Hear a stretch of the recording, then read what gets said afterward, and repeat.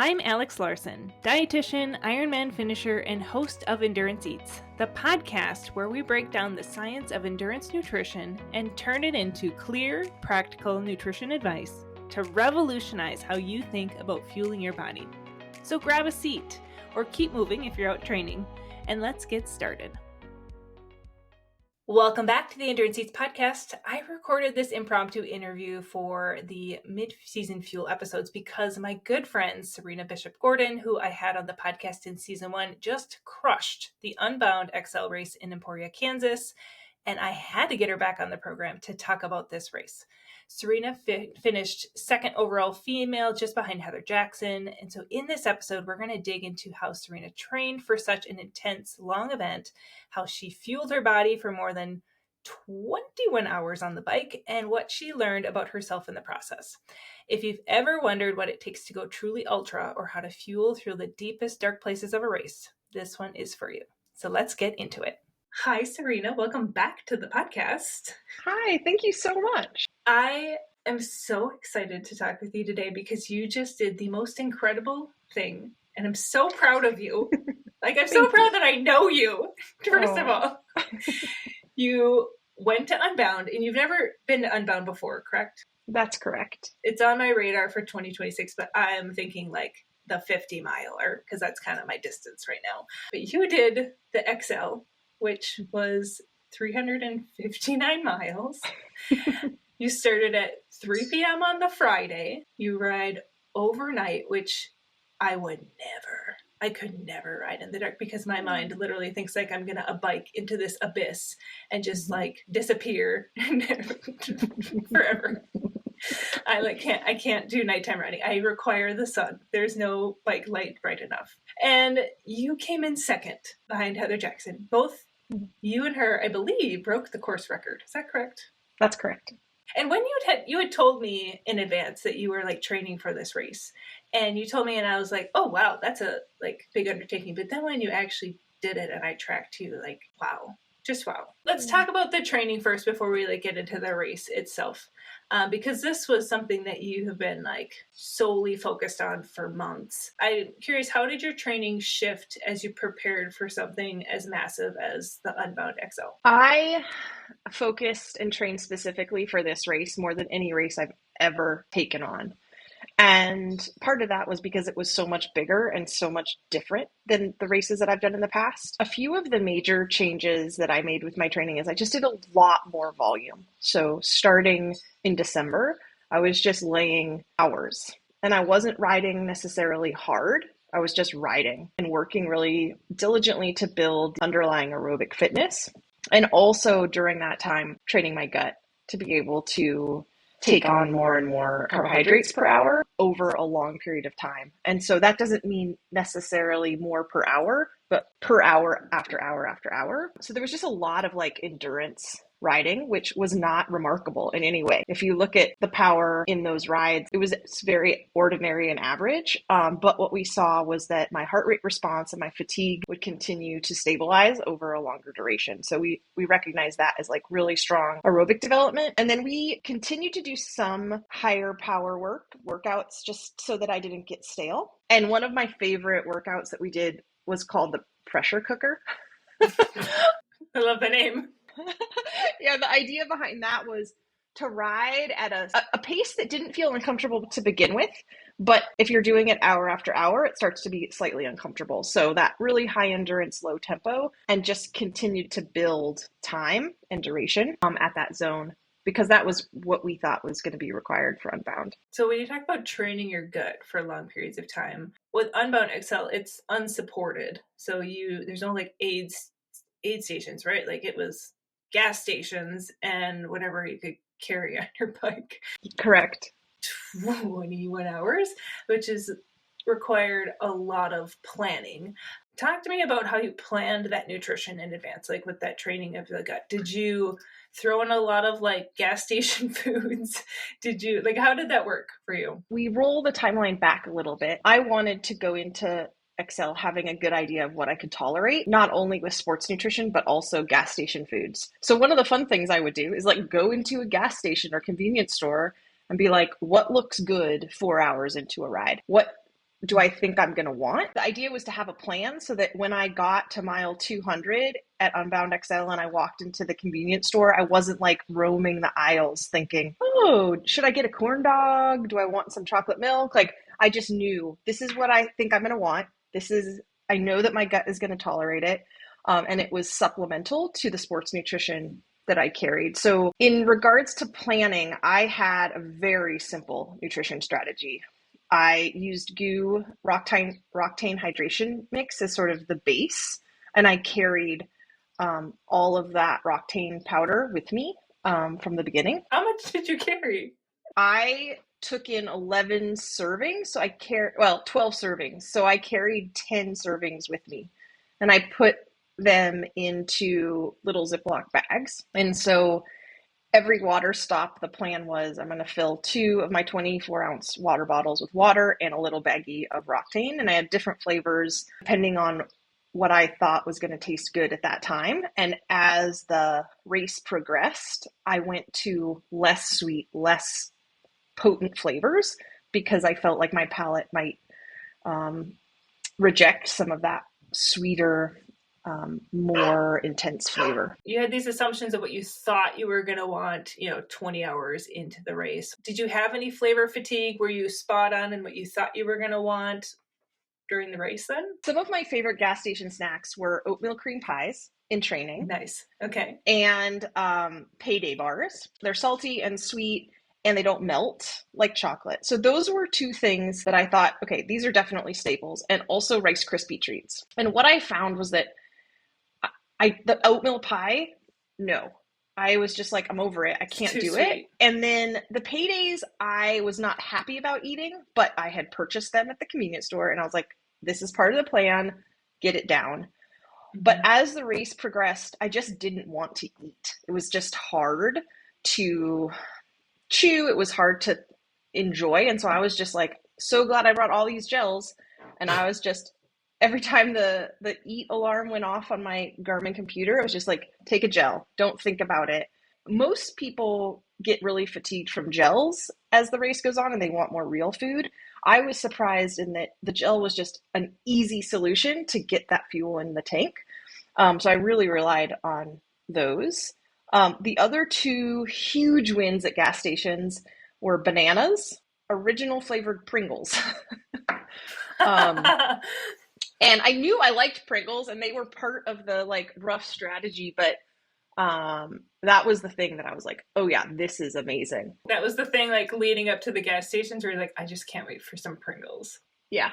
Yeah. And I think it was just wanting something salty instead of something sweet. I find in those ultra distance races, like for me when I did Ironman Wisconsin years ago, the chips, they had like just some very like original Lay's potato chips in the aid stations during the run, and I was like, these are the greatest tasting chips I've ever had in my life.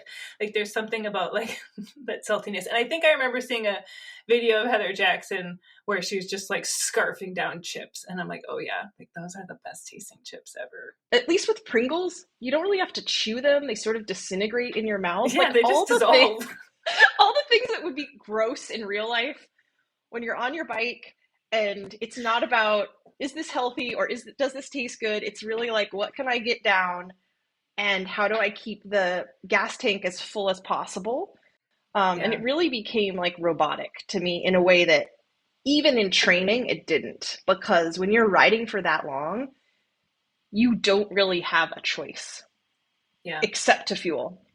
Yeah. And but I think one of the best things about my nutrition plan was that it was simple and I didn't have to think about it very much. It was like every 12 minutes you need to drink, every 45 minutes you need to eat something. And then I also had a protocol with caffeinated gels. And so sort of like every time you get to caffeine. Yeah, so I have been slightly adverse to using caffeinated drink mix or caffeinated gels in the past because just of uncertainty of when to take them, how your body's going to react, what the come down is going to be like. Because if you start taking caffeine and then you stop, what would happen? But I did a lot of that in training. And the GU cold brew Roctane gels have 70 milligrams of caffeine.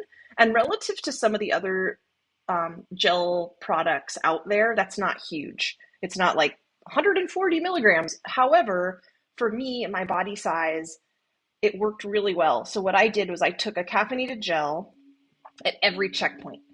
So anytime there was a convenience store or a water stop, even if I didn't stop, that was the trigger to take the caffeinated gel. So I took 6 caffeinated gels over the course of the race. It was 300 milligrams of caffeine. You said you took 6 of those? Mm-hmm. So 6 times 70 would be 420 milligrams, but over 20 hours. You probably could have even taken more. I probably could have. However, I never got sleepy. Full alertness throughout the whole evening and nighttime. It was an amount that I felt really comfortable with. Now I feel like I have more confidence in using caffeine as a performance aid because it really is huge. But I also think that you have to do it right, because a long time ago, someone said to me, oh, before your cyclocross races, you should take 2 5-hour energies, which is a lot. And I did it. And I would stand at the start line just like shaking. Your heart rate had to be like through the roof. Yeah, and so that's one of the reasons that I have always been a little hesitant since then to incorporate caffeine. But now I feel more empowered to make those good choices. Yeah, that's funny. Going back to the training, was there anything that you didn't do in training that looking back that you wish you had? Or do you feel like training wise, like you nailed it? I think for me, one of the things I would have done differently in hindsight is just like not relied as much on sweet gas station choices. So I had to sort of pivot on that. I had a great day on the bike. And so you can look back and say, my training was perfect. Or you could say, oh yeah, these were a few things that I could have done differently. The one thing was the race started pretty fast and the men and the women started together. And so that real poppy, surgy sort of power that is required to stay with the lead men and get into that draft and get into a really good position, I didn't have. So I struggled a little bit with just that, like responding to changes in speed. However, as the race played out, it wasn't a huge deal. And I think the work that I did, I wouldn't have compromised all the work I did to have more pop at the beginning. So yeah, there's always trade-offs. I watched the trackers, and it did feel like you guys went out. It was pretty fast, and it was like there was some pretty big groups. But then, like a lot of people like DNF'd or pulled out of the race, and then it was like it's a long race. Like a lot still is to happen. So I was like, I feel like you're almost better off starting off conservative and then picking people off as you go along, which is kind of what you did, right? Yeah, I mean, there was a bunch of surging, a couple of groups formed. I would say this all happened in the first like 30 miles. And then there was the very first mud we got to. It was just sort of like a little depression in the road, and there was a mud section that was maybe 30 feet long. And a friend of mine had said, if you see mud, dismount early. Don't jeopardize your equipment. So run if you see mud. And so this was the first mud that we'd seen on the course. And in my head, I'm like, okay, I'm going to protect my equipment, get off and run. And everyone else rode through it. And it was totally fine. There was no reason for me to dismount, but I did. And then I got gapped in that situation. So I would definitely go back and do that differently. And when that happened, it was interesting because I think historically I would have gotten really negative on myself. I'm like, oh, well, there goes the race. And instead I was like, okay, how do I solve this problem? This is a really long race. We're in the very infancy of how this is going to play out. So just stick to your plan. And as the day progressed, I was able to catch and then pick people off. So there are things like that where I can say, oh, I would have done that differently. But with a race that's that long, you're always going to have things that you could have done better. And I would say the thing I did really well is I never got flustered or like upset about any of the problems that were I got stuck on the wrong side of the train right before the mile 67 aid station. And my first reaction was like, oh no, the race is riding away. Cause I was still trying to catch up with some of the other women in the group. And then I stopped. I said, okay, I'm stuck here. What do I do? So I was like, all right, Eat. oil my, like put lube on my chain, get my goo Roctane hydration powder into my bottles so I can fill them up quickly at the aid station or the checkpoint, that sort of thing. So I love that positivity. So let's go back to the start line. What was mhm. going through your mind like at the start of this adventure? I was just so excited about the unknown and how it would unfold. And I was really concerned more about myself and how I was going to continually problem solve throughout the day than I was anybody around me. And Mm, I would say, I mean, the start list for the XL this year, both the men's and the women's field was stacked. It was the most competitive agreed. race they've ever had at XL. And having never done an ultra, having never even been to Unbound, I think I was considered kind of like not in contention for the podium, which in a way took a little pressure off me. But a friend of mine said prior to the race something about, well, if you have nothing to compare yourself to, then you can't have expectations, and then you can just lead with curiosity. And I loved that because I was like, right, I don't have any pressure. Just go out and do the thing that you do and quit overthinking it. And you've done the training and you've done the work. And so I was pretty calm at the start, actually. We just rolled off, and it was like, I hope I have everything I need because there, other than the convenience stores, as you said, it's totally unsupported. So it's like, I had an extra pair of warm gloves. I had a rain jacket. I had things that I ended up not needing, but I also wanted to make sure that in the event I did need them, I had it. So Yeah. Yeah, if you yeah, have it, you don't need it, right? Isn't that the that's saying? my policy. I was going through all the things that I was carrying, and a friend was like, "You don't need 4 CO2 cartridges. You don't need 3 tubes. You don't need that needle and thread to sew your tire in case you get a sidewall gash." And I was like, "Yes, I do. I'm taking it all." And I didn't need any of it. When I think you had already started and I had texted your friend Lisa something and she's like, I don't know, I saw uh Serena's nutrition plan written out and she goes, I have no idea what any of it meant, but she seems ready. So did you have it written out for you? Was it like on your tube? Yeah, so what started as like a very complex Google worksheet, I was like, okay, I need to figure out a system that is so easy that when I'm brain dead and it's dark, I don't have to think about it. And so, yeah, on a piece of painter's tape on my stem, I had my plan written out, and it was basically the mileage of the checkpoint where I was going to stop, and what I needed to do at that checkpoint. So was it just get water? Was it buy some food? I also am someone who, if I write something down, it's how I learn. And that's how I studied in college. And so I had written it down. I had processed it so many times that by the time the race came, I didn't even need a cheat sheet. I knew the miles of each checkpoint. I knew what I needed to get. I knew how much water and hydration I needed to take in between the checkpoints. But it was the process of distilling the plan that ingrained it in my brain. And so then when the race happened and things were unfolding, it just sort of became, I didn't have to think about it. And I think that's what makes a really strong nutrition plan, is when you're not overcomplicating it, you're not thinking about it, and you can operate somewhat robotically. Because if you overthink about what you're doing or what you're taking in, or like, oh, do I feel like taking this gel, or blah, blah, you're going to say no. You're going to change your mind. And so Yeah, it's just like, yeah. no, it's not a choice. Like, this is the timer goes off. This is what you do. You have to stay on schedule because once you get behind, like, it's really hard to get cut back up. You don't want to get cut back up because your brain's could be like, no. Yeah. So, it was also so fascinating that I found myself reaching for my gel a minute before my timer went off. Oh, Like, funny.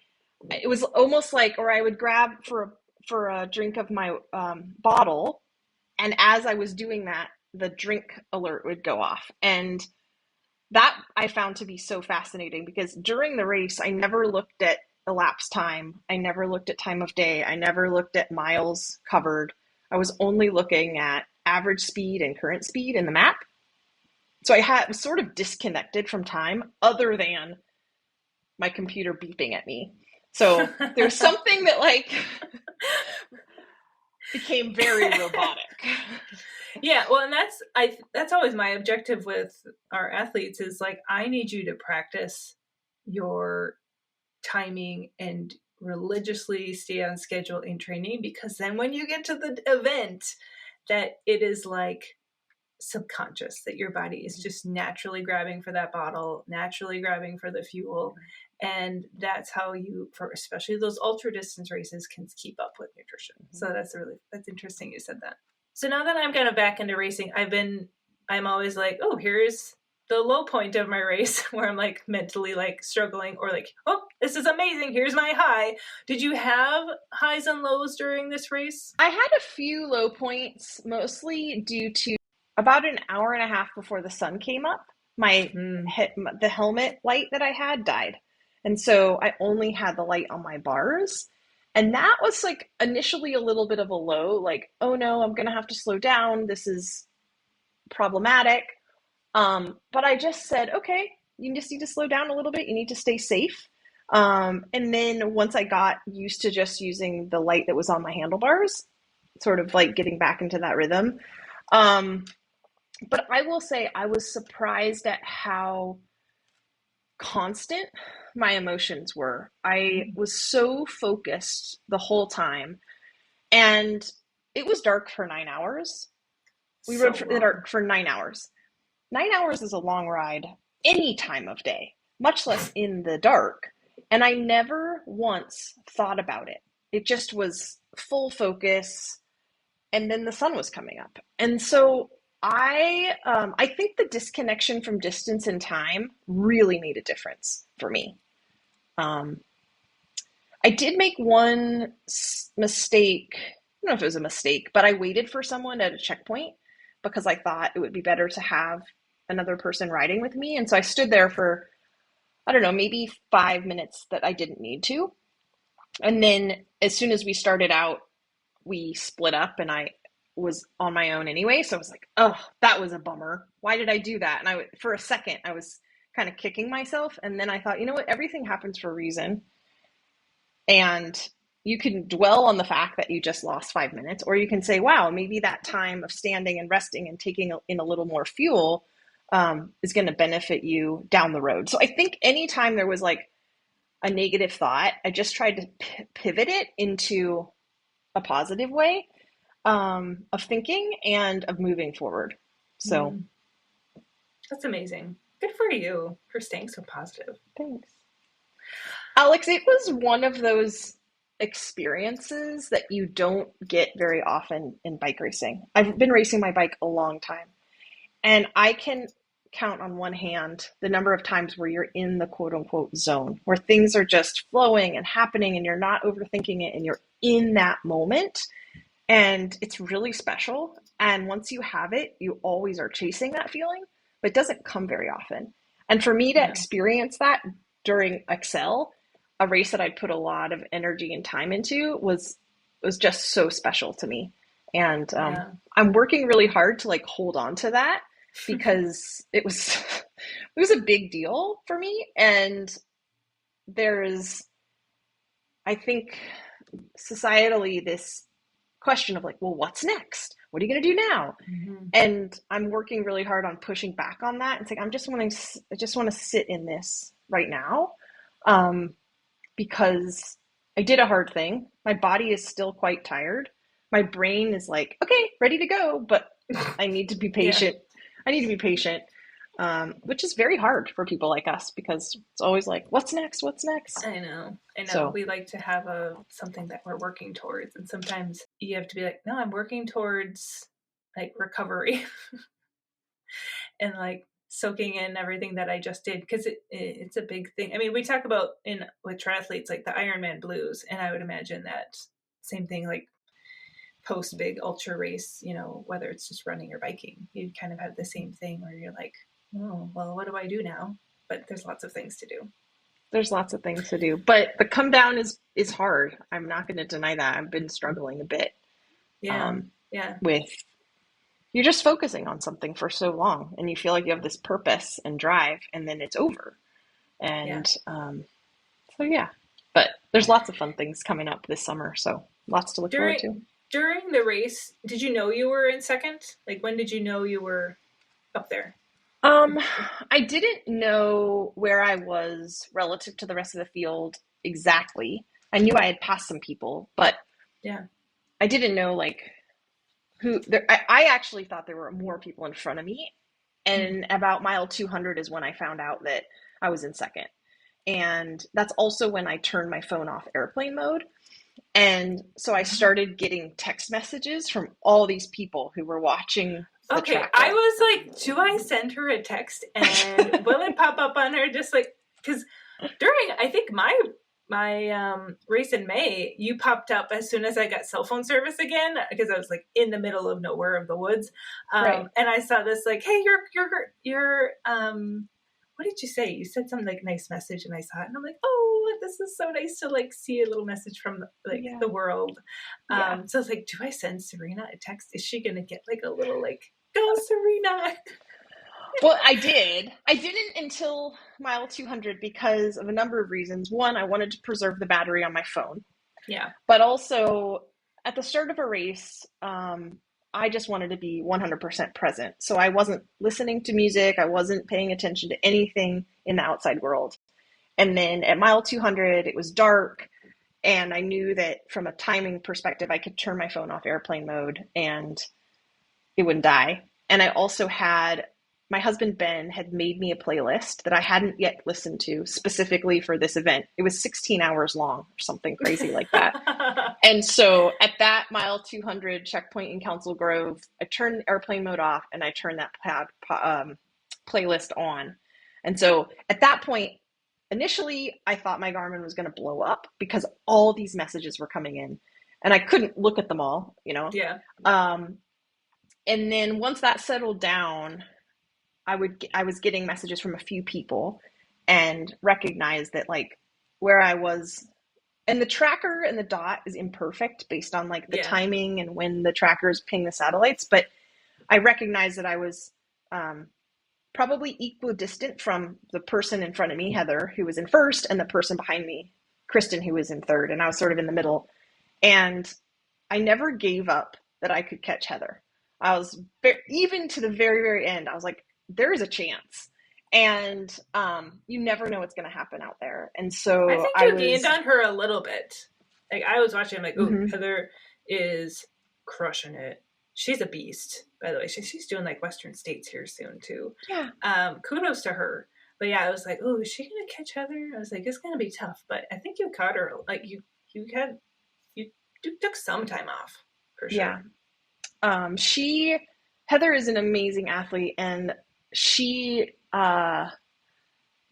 is also a really good time trialist. And in the little bit we talked about each other's races, she had aero bars on her bike, and they weren't just set up as like an extra place to put your hands. They were really set up as an aero position. And she said she set up her gravel bike just like she would have set up her TT bike for a triathlon. I saw that interview. She mentioned that, and she said she felt so comfortable because it was set up just like her tri bike. And I was like, oh, that's interesting. And she was hauling, like Yeah, full aero tuck. And yeah, huge kudos to her. But I never was complacent that I was solid in second. Like I was always fearful that someone was going to come up behind because you never know the dynamic. I was by myself, and mm-hmm.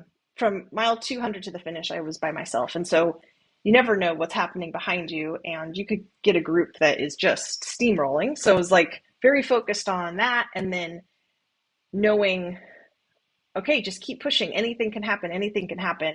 And at the same time, there were sections that were a little bit rocky or water crossings and things like that that normally I would just charge. And I was definitely a little more, okay, you don't want to flat, protect your equipment, be careful, like going a second faster here and potentially getting a flat isn't worth it. So making those sort of adjustments of wanting to maximize speed, but also understanding that like, don't do something silly that could jeopardize your race. And I think that was like a continual balancing act. Kids and I watched you cross the finish line. We sat there for like Mm. at least 40 minutes waiting for you because I'd be on the tracker and I'm like, I know there's a delay. I was like, I don't want to miss her. And my Oh. oldest was like, where's Serena? And I'm like, we're waiting for her. And it was so fun. But then Oh. just that video of you coming in and being embraced by your friends, like I was like tearing up. It was amazing. So talk to me about like how you felt afterwards, and then what was that recovery process like in those like first kind of like how Mm-hmm. did you stay up? Like did you not go to bed until like that evening? Because I've just been like, I need to go to bed right now, immediately. I need a meal and then I need to go to bed. Yeah. Well, I crossed the finish line, and the finishing straight, you come into Emporia and you're on pavement and you think I'm almost done, but that section was so long, and you make a turn onto Commercial Street and you can see the finishing arch, but it still takes so long to get there. And that was sort of the only time where I was like, oh my gosh, I just did this thing. And that feeling was so overwhelming. And then I crossed the line, I was just like embraced by some of the most amazing humans in the world. And I had one foot unclipped and the other foot was still clipped into my pedal. And I was like trying to balance and not fall over, but people were hugging me. And it was like so awkward. We're like, and just hold wonderful. me up, hold me up. Finally, I was like, I just need to get off my bike. And then once I stood up, I was like, I don't know if I can walk. I had like some friends helping me. But I stayed up until about 9:30 that night. So I finished Oh around, wow. I think like 1 something in the one, after 1 p.m. And then just sort of sat for a while, drank a Coke, tried to get in some water, tried to get in some food, and then got cleaned up. And it was just I was on such a high. It was just so wonderful. And Mm-hmm. the energy in Emporia, with the 200 finishers coming in, it was just this amazing feeling. And I just had so much adrenaline. Yeah. And then we cooked like a big meal, and we laughed a lot. And then I went to sleep. I tried to go to sleep, but sleep after an event like that Yeah. It's is hard. very difficult. That adrenaline And really it takes a while. yeah, and my muscles they weren't cramping, but they were definitely like not super happy. Um, my neck was tired, my back was tired, my legs were doing weird things.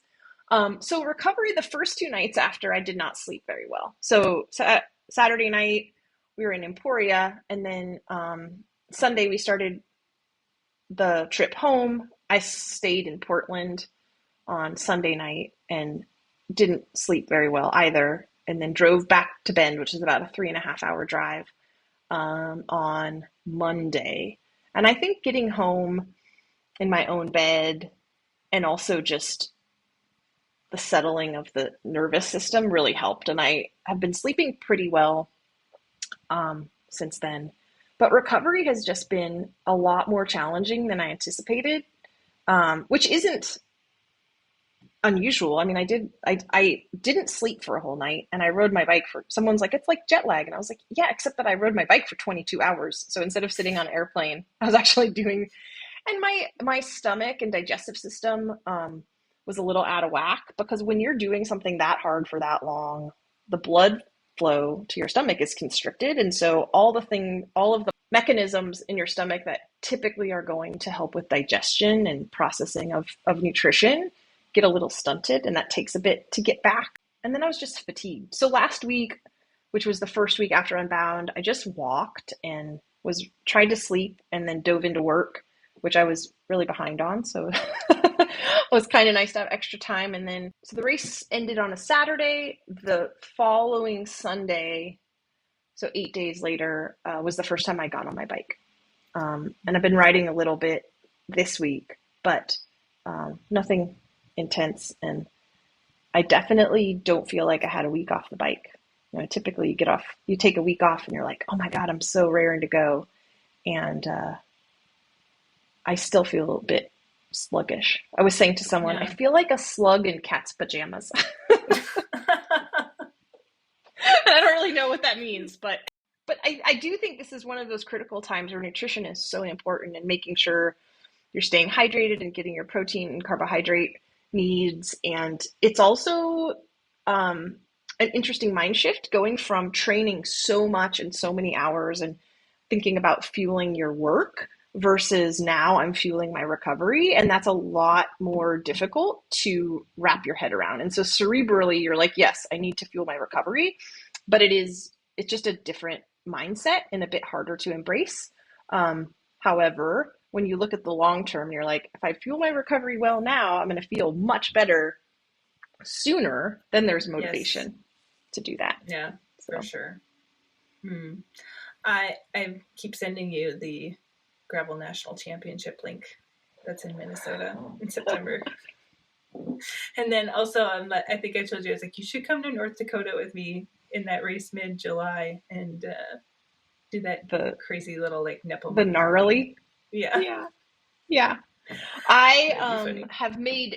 I have not made any decisions I know. past. I just am like, I need to sit here. It's easy for me to start signing up for things and doing things when I'm in a place of um, excitement and like desire to have a new goal. And I think in the past I've done that too quickly. And so I'm just really trying to sit in the space and also recognize that my training for Unbound took a lot of time away from my family. Yeah, And I have an incredible husband who's so supportive, but I also really love spending time with him. And so I need to balance, prioritizing him and our time together, as yeah, well as what cycling goals I have for the rest of the summer. yeah. I bet he's so proud of you for what you did. Yeah. I think I texted Yeah. you when you were flying back. I was like, tell your husband he has the coolest, most badass life ever. You did. And Alex, it's so hard to hear those sort of things. And I will say, I have more Instagram DMs, text messages. So many people are reaching out. And it's really a strange feeling to be like, holy cow, I did something really awesome and I crushed it. It's hard to say that because, You came in um, like 2 hours faster than you thought you were going to. That's yeah, a lot yeah, of time. it's a lot. I blew my expectations away. And it's not often that I can sit in a spot and be like, yeah, I'm freaking proud of what I did. And it feels really good to do that. But it also is a little bit uncomfortable. And Mm-hmm. just like also, yeah, recognizing that it's okay to be really proud of yourself. And it's okay to accept people's um, accolades. And, like you Yeah. saying, tell your husband that he has a badass wife. Like, that feels a little uncomfortable and also like, no, that's rad. Thank you for saying that. Thank you for lifting me up because it's amazing when we can lift each other up that way. Yeah. Well, and I don't know about you, like for me, like I'm pretty humble, I'm like that Midwest number, and I'm like, I don't like to be the center of attention. I like to just feel important and valued, and so Mm-hmm. like when Mm-hmm. um you get all this attention, you're like, oh my god, I'm not worthy of all of this. Like I'm just this gal that works out of her basement in the woods of Minnesota. Like I'm a nobody. But it's fun when we can do really cool things like that. Yeah. And it's important to acknowledge that you're not a nobody, right? Like you have an Yeah. amazing reach and you have an amazing message and you're helping so many people achieve their goals and to lead like more joyful lives. And that's a huge contribution. And now I'm really excited for you because you've got the racing bug, and Oh it my was god, it's so awesome bad. to see you on the podium last weekend. And I've never been on the podium before, and now I'm like, I told my husband last night, I'm like, Reed, I want to get back on the podium. I was like, that was so much fun because so historically, when I did my triathlon career, mhm, I never was on the podium. I'm not a very good runner. I would have to work for years to get to be the kind of runner that could do well in triathlon. like I'm just was not a fast enough swimmer and biker to keep the fast runners at bay. And so it was hard for me to really like do well in triathlon. So now that I'm doing the cycling thing, and I'm like, I think I'm actually could be pretty good at this.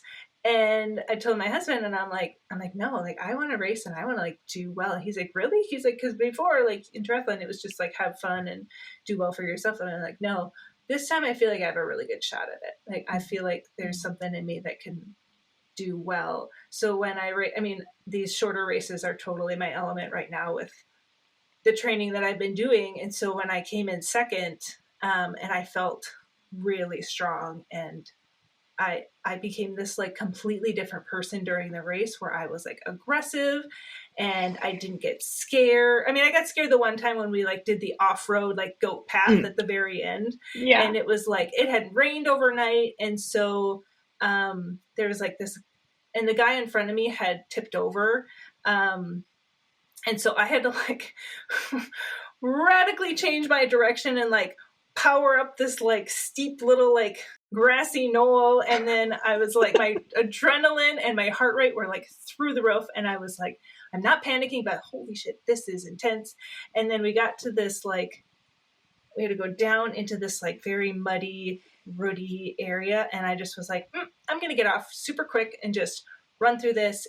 And it took me like an extra like 20 seconds, but I was like, I can hear the finish line. I can hear so close. I was like, I'm not getting a mechanical or crashing like right now. So it's like, yes, I got off my bike. And then the guy that crashed before, he like caught up to me. He's like, we both were just like, what the hell is with this like finish line? And then Serena, there was, we got on the single track. So it was like switchbacks downhill, and there was this like really there's a bunch of like quick little like molehills, and I shot off one of them accidentally, and I was like had air, and I'm like, I didn't do this as a kid, I'm not prepared for this. And I was like, just stay on your bike and get to the finish line, because I could like see it. It was it was the wildest race. But and I was by far the muddiest out of all of them, which I took as like a badge of honor. Initiation into gravel. I thought about it. I was like, oh my God, Serena would be so proud of me right now. Well, I am. Funny. I'm so excited for you. And we get to work together now, because I haven't shared this news really publicly, but you and I are working together. You are now my coach. I need someone to help me through these races and this outdoor training. I think we're definitely going to have to work on stabilizing my power, because I'm all over the place in power. Yeah. So yeah. it's things to work on. Yeah, but it's also it's a shift going from being on the trainer and being in erg mode and having that to then going outside. I never used erg mode though. I always used resistance mode. Okay. Yeah. Okay. I always used resistance. So I don't know if that's kind of part of my stabilization of power problem right now outside, but I'm so glad though I went to Oregon in April to your special blind gravel camp. Like anytime I go out, like anytime I've raced twice now, every time I'm out there, I'm like, I'm so glad I went on that trip, because I learned so much. It built my confidence up really nicely to race, and it was just the most transformative weekend in Oregon. I just loved it so much. Well, it was an honor to have you. It was also wonderful to share some of your expertise about nutrition with the rest of the camp. I know that a lot of people took that part. I was not nervous about. People are like, why are you so nervous? Is it because you're speaking? I'm like, oh God, no, that's like, I'm excited about that. Like, I'm not even nervous at all about public speaking. Yeah. I was like, I'm nervous about the riding because I don't know what I'm doing. And then I think it was Christine from Castelli. She was like, at the first aid station on the first day, she goes, Alex, you're so funny. She goes, you were like going on and on about how nervous you are, and then you were flying by all of us on the hill. So I was like, yeah, I didn't know that I could actually climb. I was like, apparently I'm really strong. Well, and I think that's one of those things about Special Blend Gravel Camp, that it's such a camaraderie building experience, and everyone can learn from each other, lift each other up. It's not competitive. It's really about just like teaching confidence, building confidence, and then once you have confidence, you become more confident, and it's a snowball Yeah. effect. So Yeah. yeah, so And like grateful. riding with you on day 2 was definitely like the highlight of my riding. That was so Oh, fun to just like get to listen, hang out with you. Cause like we need we to do don't, it again. I know, I'm like, there's so many things going on in September, October, and I'm like, oh, I want to go to the fall camp. But no, I think I'll have to just do spring for now. And Okay. Well, if you change your mind, we can figure it out. no, there's like way too many like events and stuff going on in September. Yeah, It's hard. it's busy.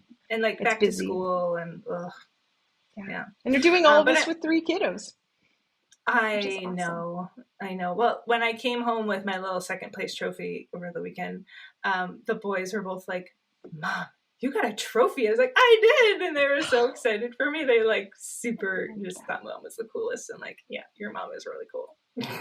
Alex, you're setting such a good example for so many people, for your kids, for other women in the sport. You're Yeah, they new to totally want to gravel. come. They want to come riding with me, and I'm like, the 5-year-old. I'm like, your mom rides way too fast for you, but Yeah, someday, buddy, like, yeah, you'll I'm get gonna there. have to keep getting faster and faster so that I can keep up with those boys. Because 2 male winners of that short little 20-mile race were like 14, 15 years old, like just Yeah, crazy fast, crazy fast. the So I'm like, kiddos are man, so fast, and they they're ride just with little pocket so rockets. yeah. And they have no fear, like no fear whatsoever, no self-preservation. And I've got a lot of self-preservation at this point. Yeah, Man, yeah. they were impressive. And I was like, my oldest is like not far from that age. So I really, Serena, you're gonna have to help me get really strong so I can keep up with my Okay, boys. deal, deal. I love that. So funny. I have a question for you though, and I want you to be 100% honest. When you saw me riding in Oregon, what were your thoughts? Were you like, oh dang, she's like got something? My first thought was Alex is a lot stronger than she's given herself credit for. And if she can find the same confidence that she has on the climbs, on the descents, she's going to be flying. So I think um, you have some of the foundational pieces locked in. Your fueling's on point, you're strong, um, and you're competitive. And even in talking with you since camp and in the 2 races that you've done, your quote unquote fear is starting to lessen because your confidence is increasing. And that's what happens, right? Like, so the more times you go out there, you push yourself, you get a little uncomfortable, either with speed, power, or technical terrain, you're putting tools in your toolbox for the next time. So I am so excited to see. I find that Yeah. fear interesting because when the race is going by so fast, you don't even have time to be scared. Mm-hmm. And by the time like you realize that it was scary or it's already over. That's what was really strange to me as I reflect back Mm-hmm. on that. And then when you are training, you're gonna be like, oh, I've done this before. It's not scary. I've done it. And I have found, and I'll use a mountain biking example. The first time I did BC Bike Race, which is a stage race up in British Columbia, and the mountain biking is very technical Mm-hmm. for me, coming from Oregon. Um, I rode stuff that I would never have ridden if I was on a training ride because it was the race. And I had the skills and I was totally capable, but I had to turn my brain off and just do the thing that I was capable of and my bike was capable of. And I think back to that experience a lot. If I get nervous, it's like, just go. You're fine. You know how to do this.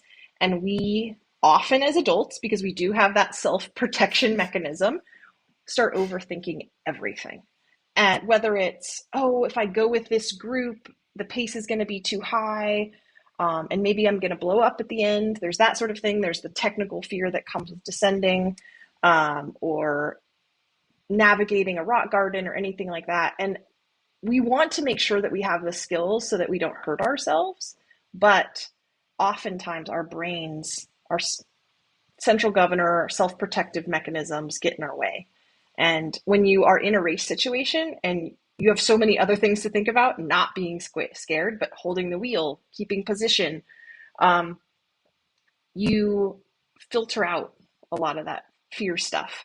And I think what that does is it builds confidence because you've removed the fear, you've inserted confidence. And next time you get to something like that, you're going to go into it with knowing you have the tools. Such a good way to wrap us up, I think, for sure. Like anything is scary, but if we go into it like with like intention and some planning, but then at the same time just going for it and seeing what happens, I think is really cool. The first time I did a pretty big drop, I was very nervous. And the thing with drops on a mountain bike is if you go in with the right speed and you don't hit your brakes, you're going to be fine. So what I had to do was one, follow a young teenage boy off of it. And I was like, okay, I'm just going to follow you. You have the perfect speed. I've been watching you do this for an hour. I'm going to follow you. I'm going to trust your speed. And I wrapped my hands around my handlebars so I could not touch the brake levers. Oh, nice. Because normally you're going to ride a mountain bike with your index finger over the lever. But if I did that, I knew I was going to pull the lever. So I wrapped my hands around the bar and I just trusted that I knew how to do this. And once I did it once, it was like unlocked. And then I could do it on my own. And I think the same is true for any sort of challenge that we're facing. You just have to trust it, get off the brakes, and go. Yeah, love that. Okay, Serena, if people want to work with you or follow you, can we remind them where they would go do that? And you're adding another coach to your team too, which is really exciting. Yes, we just brought on a second endurance coach. Her name's Anik, and she has room for new athletes. If you want to get in touch with Special Blend Gravel, learn about our camps or our coaching offerings, it's just specialblendgravel.com, either on the internet or on Instagram. And you can reach out to me at SerenaBG on Instagram as well. I love hearing from our community. Happy to share knowledge and answer questions.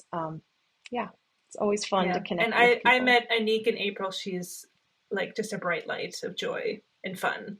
She's incredible. And when I met her, I was like, oh, I feel like she should be coaching with Serena. Like, I just feel like you guys would. And then when you announced it, I'm like, oh, this makes perfect sense. Yeah. She is such a gem of a human. She has such a depth of knowledge, both with endurance coaching and skills coaching. And I'm just thrilled to be working alongside her. We've known each other for a long time. And we sort of jokingly were like, we're going to change the world. Yeah. I love it. Awesome. Okay. Well, Serena, thank you so much for sharing more about your Unbound experience. And I'm so excited to see what else you get to do on the bike. Huge thanks to Serena for sharing such an honest and inspiring look inside the Unbound XL experience. Her combination of grit and strategy and smart fueling is a reminder that success at the ultra level isn't just about fitness, it's about resilience and planning. If you loved this episode, be sure to share it on social and tag us. We'd love to hear what part stuck with you. And if you haven't yet, leave a quick review to help more athletes find endurance eats. Thanks for tuning in. And remember, whether it's 3 miles or 359, fuel smart and ride strong. I'll see you next time.